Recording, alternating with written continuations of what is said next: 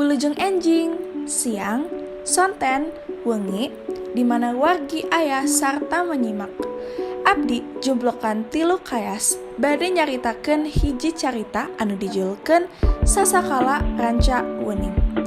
Wargi-wargi tangtos hoyong terang, kumaha sih jalan carios sasakala ranca wening eta?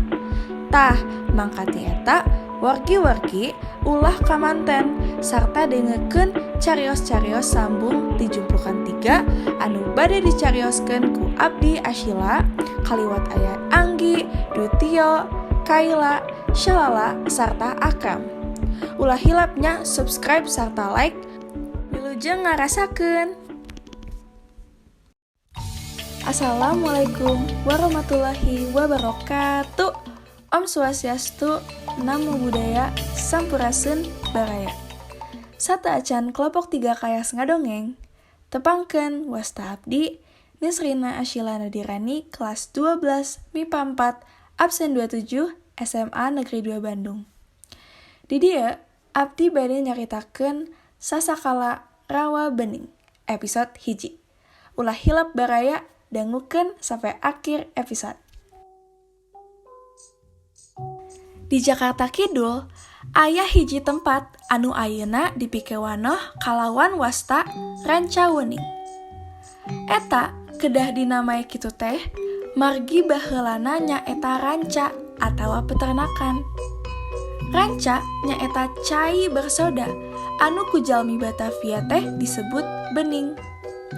Anjeunna nyaeta saurang pamayang namina ranca wening. Nurutkeun asal abdi katut ceritanya. Di mangsa kaliwat urang bade sepuh pisan, aya pemukiman imahna seueur. Jelmana oge geugeg deui. Dinten ngembang biak poean, umumna barubah kaayaan pengolahan tatanen. Maranehanana anu pecanten keneh dina kelembutan sarta nini karuhun maranehanana. Nganggo keneh kapercayaan batang salira. Saban warsih maranehanana anu lembur sok ngayakeun sedekah bumi.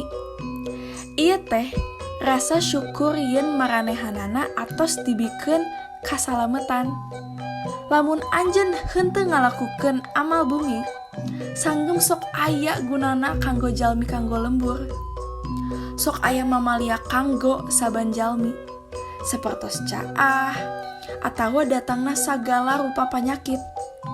Dilaporkeun dina wanci sedekah bumi, sakumaha kebiasaan orang ditu, saban jalmi anu kajaga mios keleuweung. Moro satu ageng anu ngarah ka dagingna. Sarta artos pesak abdi teh moal kirang, margi warsa eta panena awon.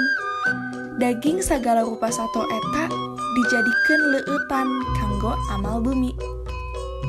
Bantun abdi sadaya salaki-salaki mios kaleuweung, ngabantun sagala rupa pakarang kanggo moro. Aya nu ngabantun tumbak sarta buruh, aya nu ngabantun arang paos, aya oge anu ngan ngabantun awi cacak. Cocongna diasah seperti awi runcing.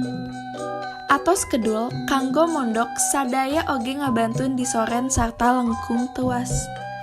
Ti subuh dugi tengah poe maranehanana aya di leuweung. Tacan mendak seekor sato oge. Tak aya banteng, tak aya uncal, tak acan aya anu tiasa ngagayung. Padahal biasana teu aya sato anu relatif seueur. Sumawonten banteng oge ting daranggong. Samentara gelisah pisan, maranehanana usik handa perawatan. Margi maranehanana rumaos lunges sarta panas. Aya nu nyekelan teguh dina canir, aya oge anu mangerang dugi ka akar-akarna. Aya nu berguling-guling di rerumputan, sumawonten aya nu dugi ka beuleum. Di bawah kulunge sarta tarang. Eta carita di episode 1 teh. Baraya pasti penasaran keneh kumaha sih cerita selanjutnya. Teras dangukeun carbung cerita nyambung kelompok 3 di episode 2 anu bakal dilanjutkan ku Anggi. Hatur nuhun baraya anu tos ngadengekeun episode 1 ieu. Wassalamualaikum warahmatullahi wabarakatuh.